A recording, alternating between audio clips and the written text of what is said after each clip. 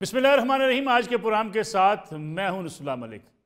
नाज़रीन, आज़ाद कश्मीर में तीसरे रोज़ भी एहतजाज जारी है और दूसरी तरफ जॉइंट एक्शन कमेटी और हुकूमती नुमाइंदों के माबैन मुज़ाकरात भी हतमी नतीजे पर पहुँचने वाले हैं। एहतजाज की आड़ में और जिस तरीके से सोशल मीडिया पर एक कंपेन चलाई गई, एक माहौल बनाया गया और मुल्क से बाहर बैठे हुए बाज़ लोगों ने जिस तरीके से रियासत के ख़िलाफ़ जो है वो इल्ज़ाम तराशी की और रियासत और आवाम को लड़ाने की कोशिश की, वो भी अफसोसनाक है। हर जगह पे लोग अपने मसाइल के लिए आवाज़ उठाते हैं, सियासी तंजीमें अपनी आवाज़ उठाती हैं, सियासी जमातें अवामी मसाइल की बात करती हैं, एहतजाज भी होते हैं। लेकिन जिस तरीके से हमारे यहाँ एक रवश चल निकली है कि अगर कोई एहतजाज भी होता है तो वो पुरअमन एहतजाज नहीं रहता। अगर कोई आवाज़ भी उठाता है तो अवामी हुकूक के नाम पर रियासत को बदनाम करने की कोशिश की जाती है, रियासत को टारगेट किया जाता है और रियासती इदारों को टारगेट करके अपने मज़मूम मकासद हासिल करने की कोशिश की जाती है। आज़ाद कश्मीर के कुछ मुतालबात अवाम के मुतालबात दरीना भी हैं। उन्हें शिकवा शिकायत होते हैं हुकूमतों से, ब्यूरोक्रेसी से। उनको अपनी महंगाई, ख़ास तौर पर अगर आटे की सब्सिडी की बात की जाए, इस पर भी वहाँ से आवाज़ें उठती रहती हैं। बिजली के हवाले से, बिजली टैरिफ के हवाले से भी उनके मुतालबात बड़े पुराने हैं। लेकिन पिछले 3 रोज़ से अगर देखा जाए, जिस तरीके से एक नफरत अंगेज़ मुहिम चलाई गई सोशल मीडिया पर, मुल्क से और मुल्क से बाहर बैठे हुए अफराद वो कोई मुल्क की खिदमत नहीं कर रहे हैं। इससे अफरा तफरी बढ़ती है, इससे मुल्क को एक क्यास का सामना करना पड़ता है, सियासी बहरान जन्म लेते हैं। लेकिन आज़ाद कश्मीर की हुकूमत, लीडरशिप इस मामले में संजीदा दिखाई देती है और चाहती है कि अवामी मसाइल जो हल किए जा सकते हों उनको हल किया जाना चाहिए। ऐसा मुमकिन नहीं है कि रियासत के अंदर रहने वाले लोग, अवाम, ये कहें कि वो टैक्स नहीं देना चाहते, वो कहें हुकूमत के साथ कोऑपरेशन नहीं करना चाहते, वो कहें अपनी जिम्मेदारी अदा नहीं करना चाहते, लेकिन हुकूमत उनका ख्याल भी रखे और हुकूमत तरक्की के मंसूबे भी लेकर आए। ये मुमकिन नहीं होता। हमारे अक्सर ये बात की जाती है कि अब टैक्स लोग नहीं देना चाहते। जब टैक्स नहीं देते तो उसकी वजह से हुकूमत के पास रेवेन्यू नहीं होता। फिर हम IMF के पास जाते हैं, वर्ल्ड बैंक के पास जाते हैं और यही हमारे मसाइल हमेशा से मौजूद रहे हैं। इस पर न जाने कब हम किसी ऐसी सिमत में जाएंगे कि खुद इंसारी और ख़ुद कफालत की तरफ हम आगे बढ़ सकेंगे।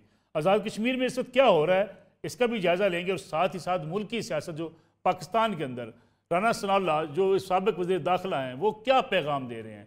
वो कह रहे हैं कि इमरान खान साहब को जेल से बाहर होना चाहिए और एक PTI और इमरान खान साहब एक सियासी हकीकत हैं। मुज़ाकरात करने के लिए मियाँ नवाज शरीफ तैयार हैं। क्या सियासी बहरान ख़त्म होने के करीब जा रहा है, इसको भी आज के प्रोग्राम में डिस्कस करेंगे। लेकिन सबसे पहले आपको लिए चलते हैं आज़ाद कश्मीर, जहाँ पे माजिद खान साहब जो वज़ीर ख़जाना आज़ाद कश्मीर हुकूमत के हमारे साथ मौजूद है, तर्जमान भी हैं आज़ाद कश्मीर हुकूमत के। माजिद खान साहब, आपका बहुत शुक्रिया प्रोग्राम में वक्त देने का। उनके साथ तशरीफ़ रखते हैं सीनियर तजियाकार जनाब और एक सियासी कारकुन खुर्रम हमीद रोखड़ी साहब। खुर्रम हमीद रोखड़ी साहब, आपका भी बहुत शुक्रिया। आज़ाद कश्मीर के हवाले से आपकी भी गहरी निगाह रही है, आज़ाद कश्मीर के मामलात हों, आवामी मसाइल के हवाले से। माजिद खान साहब, प्रोग्राम का बराह रास्त आगाज़ में अगर आपसे करूँ, इस वक्त सूरत हाल क्या है और अगर सीधा आप जो उनके मुतालबात हैं जॉइंट एक्शन कमेटी के, अगर उसका आप तज़किरा करके हमारे नाज़रीन को बता सकें, कौन से मुज़ाकरात आपके नतीजे में आप समझे हैं कि ये मुतालबात मंजूर किए जा सकते हैं, ये मुतालबात गैर ज़रूरी हैं। बिस्मिल्लाहिर्रहमानिर्रहीम। सबसे पहले नसरुल्लाह मलिक साहब, आपका शुक्रिया। मेरी सबमिशन ये है कि क्योंकि ये 3 दिन से एक स्ट्राइक चल रही है और 3 दिन से पहिया जाम और शटर डाउन की कॉल दी थी ताजर जॉइंट एक्शन कमेटी ने।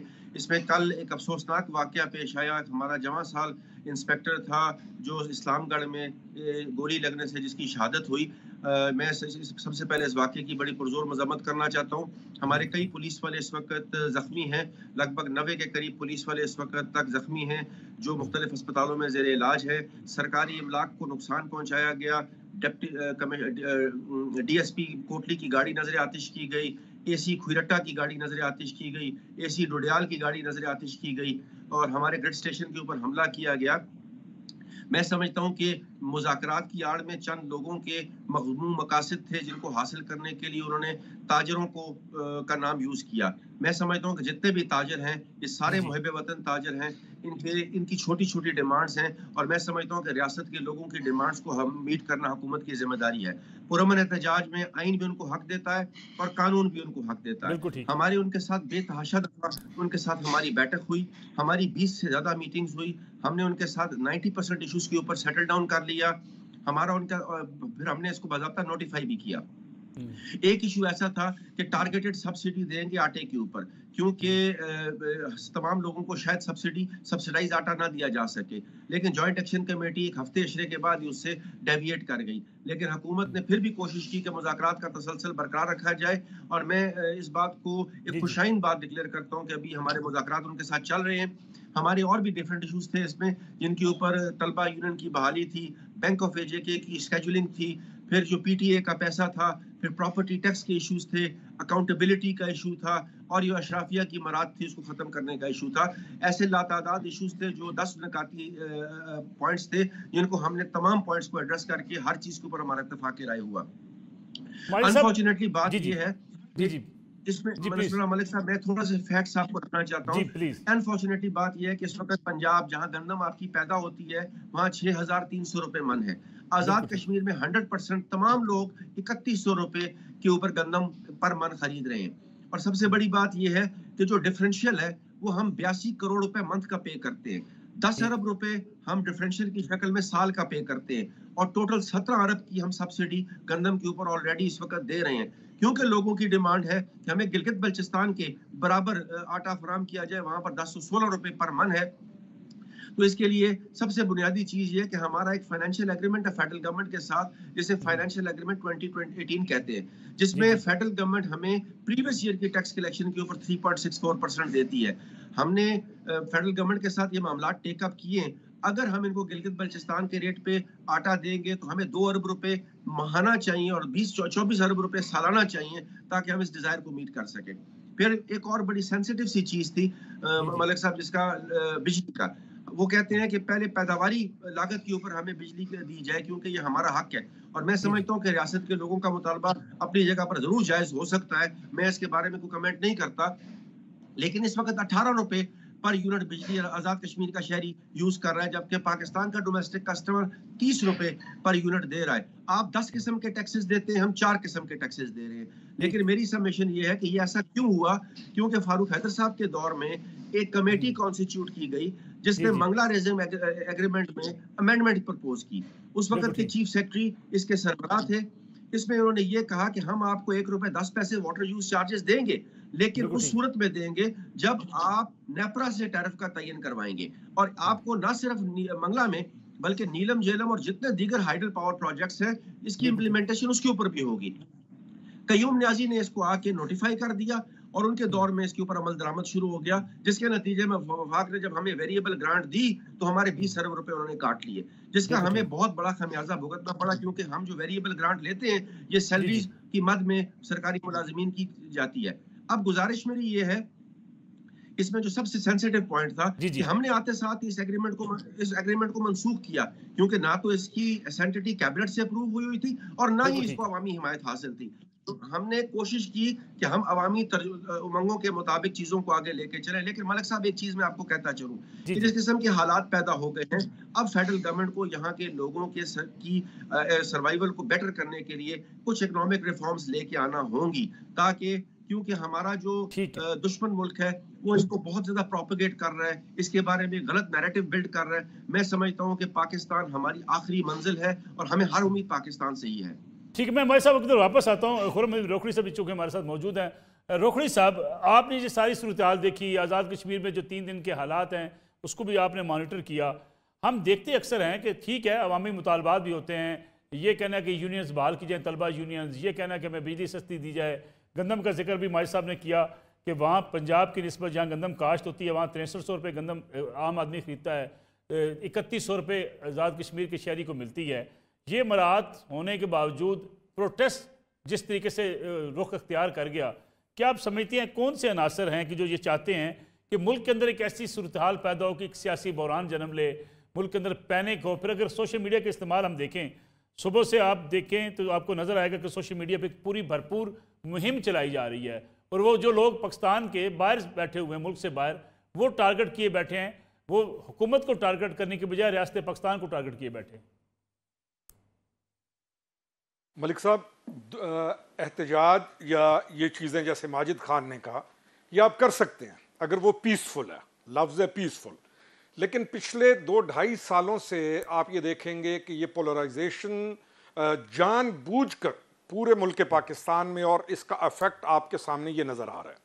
अब सब नेशनलिस्ट की आड़ में जो इंडियंस हैं वो उनका आपने पीछे आपने देखा होगा कि उन्होंने इलेक्शन जो है जो कश्मीर का उन्होंने बायकॉट कर दिया, और फिर पैसा लगता है। अनफॉर्चुनेटली पाकिस्तान को डिस्टेबलाइज करने के लिए पिछले 2 सालों से बहुत ज्यादा काम हो रहा है, बहुत ज्यादा। और उसमें गलती क्या हुई? गलती एक पॉलिटिकल पार्टी की है जिसने इस काम को स्टार्ट किया और जिसने प्रोवोक किया, लोगों को इंसाइट किया। जबकि हम अगर दूसरी तरफ देखें तो हमारे लोग पैम्पर्ड भी हैं और हम काम भी नहीं करना चाहते। हम एक या तो होते ना कि हम बहुत मेहनती कौम होते, और हम पैम्पर्ड भी हैं। जब आप कश्मीर की साइड पर आप देखेंगे तो टैक्सेस वहां पर कम है पाकिस्तान की निस्बत, वहां पर बिजली का जो प्राइस है वो कम है। अब सिर्फ आटे की आड़ के अंदर, यानी आटे की इस चीज के अंदर इतना बड़ा बहरान पैदा करना, इस चीज को सोचना पड़ेगा कि ये हो क्या रहा है पाकिस्तान के साथ। मेरा इसमें मुझे कोई शक नहीं कि जो काम पाकिस्तान तहरीक इंसाफ के दौर में असेंबली से निकलने के बाद शुरू हुआ, उसने एक ऐसा मरहला लाया पाकिस्तान में कि लोगों को एक जो फियर, जो एक जायज खौफ होता है लॉ एंड ऑर्डर का, एक कानून का जिसके तहत पूरी सोसाइटी रहती है पूरी दुनिया के अंदर, इन लोगों ने उसको ब्रेक किया और उसके असरात हैं जो आपको नजर आ रहे हैं। आप मुझे बताएं कि एक नौजवान इंस्पेक्टर को, एक नौजवान खूबसूरत इंस्पेक्टर है, एक सर्विस का आदमी है, उसको किस तरीके से गोली मारकर शहीद कर दिया जाता है, या कोई शख्स एक गौल जो है वो आके आग कैसे लगा सकता है। अगर उनकी डिमांड्स पर भी आप जाएंगे तो आजाद कश्मीर गवर्नमेंट जो इस वक्त बैठी हुई है वो बिल्कुल केपेबल गवर्नमेंट है और उनकी डिमांड्स पूरी कर रही है, उनकी बात सुन रही है। मैं तो आजाद कश्मीर में देख के आया हूं, जितना आजाद कश्मीर गवर्नमेंट के वज़रा और तमाम ये लोग अपनी पब्लिक के लिए नरम और the way they are docile होकर उनके साथ चलते हैं, शायद आपको दूसरी तरफ ये चीजें नजर नहीं आएंगी। और ये अपने लोगों का बहुत ज्यादा ख्याल करते हैं। और जहां पर कश्मीरी तमाम हमारे पंजाबियों के अलग इशूज हैं, केपी के अलग इशूज हैं, कश्मीर के लोग बहुत ज़हीन लोग हैं और बहुत ज़हीन होने के साथ अनफॉर्चुनेटली साजिशों का ज्यादा शिकार हो जाते हैं, टू मच पॉलिटिकल जो है कॉन्सेप्ट्स को जन्म देते हैं और बहुत ज्यादा इंडल्ज रहते हैं बहुत सारी ऐसी चीजों में जिनकी जरूरत नहीं है। अब यहां पर सोशल मीडिया एक बहुत बड़ा प्लेटफॉर्म है जिसको बड़े भयानक तरीके से एंटी स्टेट एलिमेंट्स ने इस्तेमाल किया, जो हम पिछले 3 साल से खास तौर पर देख रहे हैं, और उसका इफेक्ट कश्मीर में आपको आज ये नजर आया। अब हमारे पास इसका हल क्या है?